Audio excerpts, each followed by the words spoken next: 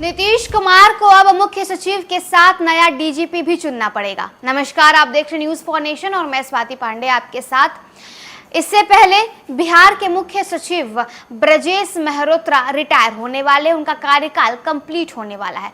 तो खबर थी कि मुख्य सचिव चुनना होगा नया बिहार का, और अब खबर आती है जहां डीजीपी भी हट चुके हैं, यानी आरएस भट्टी जो है वो अब बिहार के डीजीपी नहीं रहे, तो अब बिहार में नया डीजीपी भी चुनना होगा।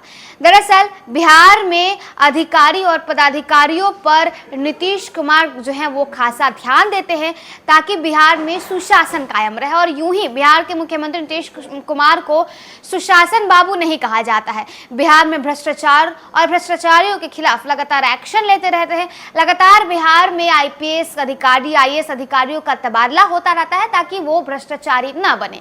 अब ऐसे में जहां एक तरफ मुख्य सचिव का कार्यकाल खत्म होने वाला है, ब्रजेश मेहरोत्रा जो है वो रिटायर होने वाले हैं, उसके बाद ये कयास लगाया जा रहा है या तो चैतन्य प्रसाद को बना दिया जाएगा मुख्य सचिव, या तो जो है के पाठक का भी नाम है, प्रत्यय अमृत का भी नाम इन तमाम लिस्टों में आ रहा है। तो वहीं अब दूसरी तरफ अगर डीजीपी के लिस्ट की बात करें तो आरएस भट्टी के हटने के बाद कहा यह जा रहा है, माना यह जा रहा है कि शोभा अहोटकर को डीजीपी बनाया जा सकता है। बिहार के पुलिस महानिदेशक आरएस भट्टी के बाद नए डीजीपी कौन बनेंगे, इस पर चर्चा जोरों पर है।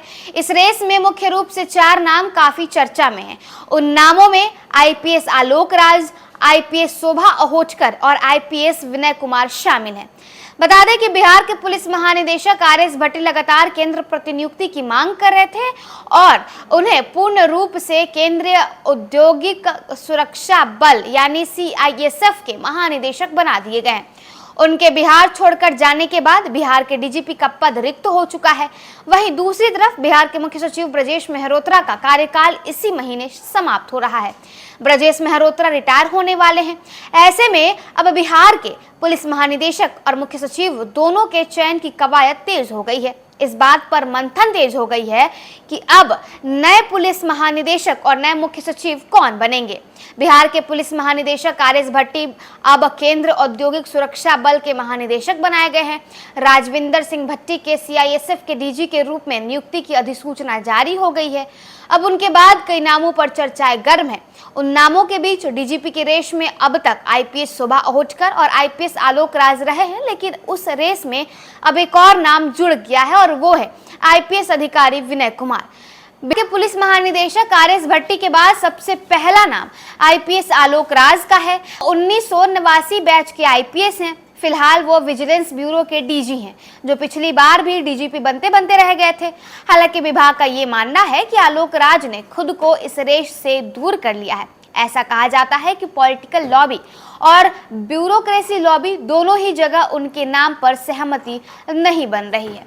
वहीं अगर हम मुख्य सचिव की बात करें तो दूसरे ओर बिहार के मुख्य सचिव ब्रजेश मेहरोत्रा इसी महीने अगस्त में रिटायर होने जा रहे हैं। ऐसे में सियासी महकमे से लेकर ब्यूरोक्रेटिक लॉबी तक में अगले मुख्य सचिव के नाम पर मंथन तेज हो गई है।